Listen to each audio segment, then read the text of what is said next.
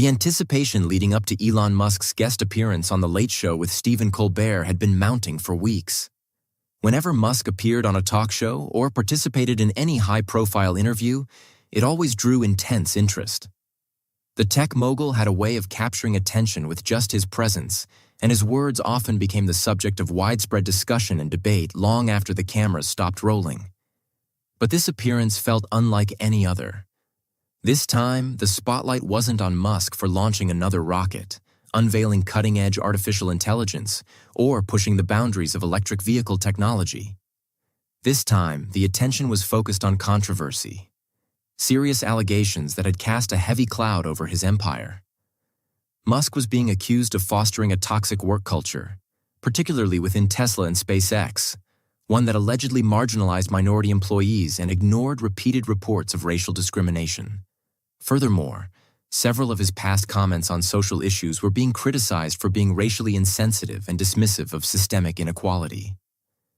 While these criticisms weren't entirely new, they had recently picked up considerable momentum in the media. The mounting pressure had forced Musk into an unusual and uncomfortable position. He could no longer ignore or deflect the accusations. Now he was walking into a setting where avoiding those hard-hitting questions wouldn't be possible.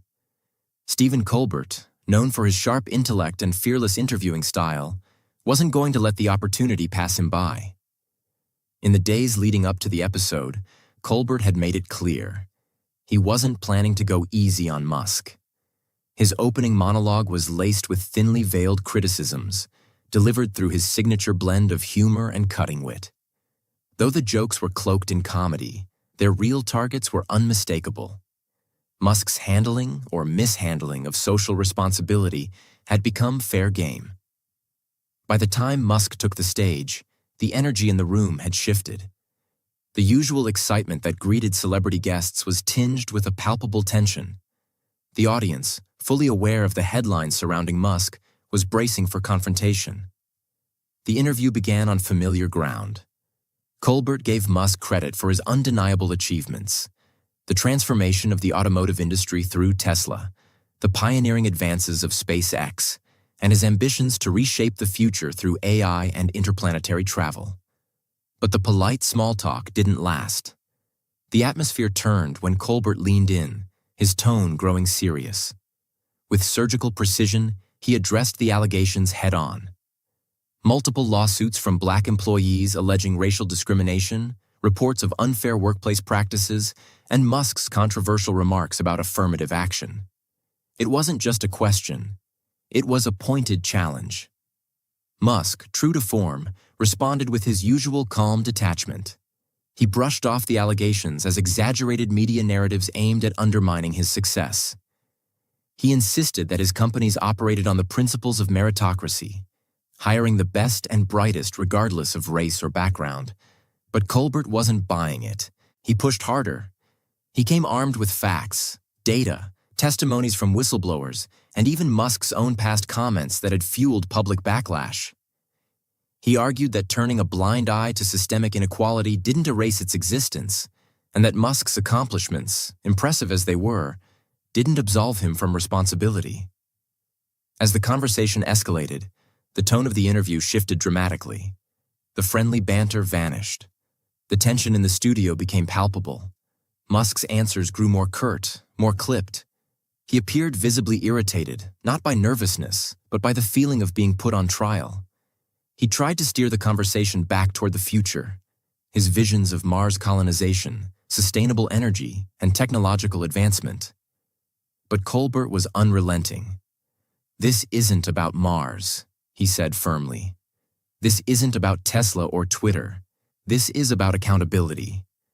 Then came the turning point, the moment when the conversation crossed a line from contentious to combustible. Colbert, emboldened by the intensity in the room, made a bold statement, an accusation rather than a question. He implied that Musk's rhetoric had emboldened harmful ideologies, that whether intentionally or not, his words had given shelter to extremism and prejudice. The room fell silent. Musk's face darkened. The levity that had once lingered in his demeanor disappeared. He leaned forward, voice now cold and precise. If Colbert wanted a confrontation, Musk was ready to give it to him. What followed was no longer an interview. It was a battle. Colbert hammered Musk with questions about the real-world consequences of his public statements. He demanded to know whether Musk realized that some people used his words as a shield for their own bigotry, whether he understood the damage that could result from his dismissiveness of social justice issues. But Musk refused to back down. His responses became more defiant. He dismissed the entire line of questioning as part of a calculated media smear campaign, an effort, he claimed, to paint successful individuals like himself in the worst possible light. "I'm not going to apologize," Musk said bluntly. "I won't bend just to appease a flawed media narrative." The audience reacted with a mix of cheers and uneasy murmurs. Colbert, sensing the gravity of the moment, turned up the heat. He reminded Musk that great power comes with great responsibility, that being a billionaire didn't make one immune to criticism. He referenced Musk's past dismissal of diversity and inclusion efforts, his public opposition to unions, and his tendency to inject himself into political discourse when it suited his interests. Musk's frustration grew. His tone sharpened, his responses more biting. He accused Colbert of twisting his words, of exploiting controversy for ratings. He made it clear that he didn't see himself as a political figure or a cultural referee. "My job," Musk said sternly, "is to innovate, to move humanity forward, not to get dragged into endless ideological debates." Colbert countered with perhaps his most damning point. Musk had never hesitated to speak on political issues, whether it was about government subsidies, free speech, or social policy. So why the sudden reluctance to engage when the questions became personal? Musk smirked, but it wasn't one of amusement. It was the smirk of someone who had had enough. "If anyone's being dishonest here," he said coolly, "it's not me." The words hung heavy in the air. The crowd was silent, the moment crackling with unresolved tension. What had started as a television interview had morphed into a full-blown ideological clash. On one side stood Colbert, representing the progressive media, holding Musk accountable for his perceived moral failures. On the other, Musk, the unapologetic innovator, positioning himself as the victim of media bias and ideological intolerance. Then came the final blow. Colbert accused Musk not only of being out of touch, but of being dangerous.